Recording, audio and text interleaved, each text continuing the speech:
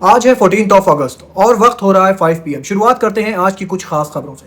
दोस्तों, अमेरिका के पास जो इंटरसेप्टर्स मिसाइल्स की कमी हुई है, ईरान की तरफ से बयान आ रहा है कि ये मिसाइल्स की कमी क्यों हुई है। ईरान का कहना है कि हमने अपनी टैक्टिक्स बदल दी है। ईरान ने कहा है कि जब हम अटैक कर रहे थे तो अमेरिका की तरफ हम अपने ज़्यादा मिसाइल्स भेज रहे थे और ज़्यादा ड्रोन्स भेज रहे थे, सस्ते ड्रोन्स भेज रहे थे, जिससे क्या हो रहा था कि अमेरिका के महंगे महंगे मिसाइल्स उन ड्रोन्स को इंटरसेप्ट कर रहे थे, जिससे क्या हो रहा था कि अमेरिका के जो पैट्रियट मिसाइल सिस्टम्स के मिसाइल्स होते हैं, मैं आपको बताता चलूं, एक मिसाइल्स मिलियंस ऑफ डॉलर का होता है, कई मिलियंस डॉलर के एक पैट्रियट का मिसाइल्स होता है, और वो मिसाइल्स खर्चा हो रहे थे ईरान के सस्ते सस्ते ड्रोन के ऊपर।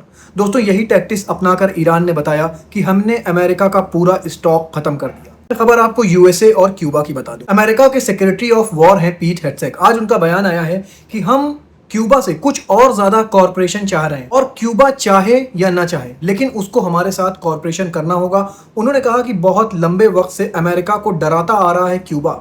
जरा ध्यान दीजिएगा इन बातों पे।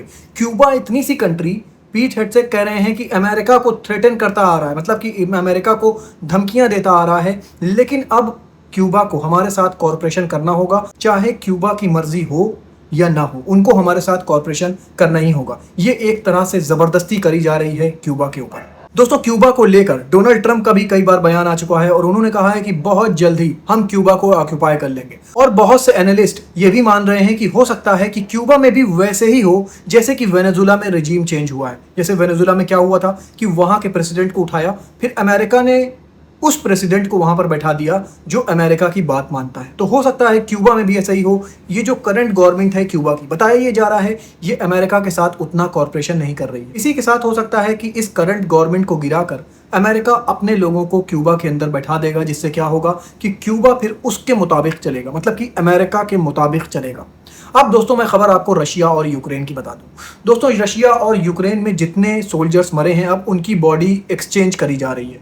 बताया ये जा रहा है कि लगभग रशिया ने 261 बॉडीज ट्रांसफर करी है यूक्रेन, और यूक्रेन ने लगभग 24 बॉडी ट्रांसफर करी है। इसी के साथ यूक्रेन ने रशिया के ऊपर इल्ज़ाम लगाया कि रशिया अपने सोल्जर्स को और सिविलियंस को भी हमारी जो लोगों की बॉडी ट्रांसफ़र कर रहा है उसमें ऐड कर दे रहा है, ताकि दुनिया को लगे कि यूक्रेन के सोल्जर्स ज़्यादा मर रहे हैं। दोस्तों, मैं आपको बता दूं, ये यूक्रेन का एलिगेशन है रशिया के ऊपर। रशिया की तरफ से अभी कोई बयान नहीं आया है, लेकिन मैं आपको बताता चलूँ, रशिया ने 261 यूक्रेनियंस की बॉडी लौटाई है और यूक्रेन ने 24 रशियंस की बॉडी लौटाई। बताया ये जा रहा है कल रशिया ने एक पैसेंजर ट्रेन पर हमला किया था, जिसमें 2 यूक्रेनियंस के मारे जाने की खबर है। दोस्तों, इसी के साथ मैं आपको एक और बहुत अहम खबर बता दूं। रशिया और यूक्रेन जो ग्रेन्स होते हैं, जैसे कि वीट है और भी बहुत से ग्रेन्स होते हैं, उनका प्राइम प्रोड्यूसर है। लगभग 70% ग्रेन्स जो होते हैं वो रशिया और यूक्रेन से आते हैं। और अब हो क्या रहा है, दोनों कंट्रीज एक दूसरे की जो ग्रेन प्रोड्यूसिंग फैक्ट्री है, जहां पर उनके ग्रेन्स रखे जा रहे हैं या जहां से ग्रेन्स ट्रांसफर करे जा रहे हैं, उसको टारगेट करा जा रहा है। अभी कुछ दिन पहले रशिया की एक शिप को ब्लैक सी में टारगेट करा गया था, जो कि ग्रेन से भरी हुई थी। इसके बाद रशिया ने भी ओडिशा रीजन में यूक्रेन के एक ट्रेन को टारगेट करा जिसमें ग्रेन भरा हुआ था। तो दोस्तों, अब हो सकता है कि आने वाले दिनों में आप देखेंगे कि दुनिया भर में ये जो ग्रेन के रेट हैं ये बहुत ज़्यादा बढ़ जाएंगे, क्योंकि रशिया और यूक्रेन की वॉर के चलते जो वहाँ से 70% ग्रेन दुनिया भर में जा रहा था, अब उसमें काफ़ी ज़्यादा कमी आने वाली है। अब मैं आपको वेदर रिपोर्ट बता दूं। दोस्तों, दुनिया भर में इस वक्त वाइल्ड फायर एक्टिव है। मैं आपको बताता चलूं, वाइल्ड फायर इस वक्त Spain, Italy, Greece, United Kingdom, Slovakia, Ecuador, Montenegro, Belgium, Turkey और कनाडा जैसी कंट्रीज में अभी भी वाइल्ड फायर एक्टिव है।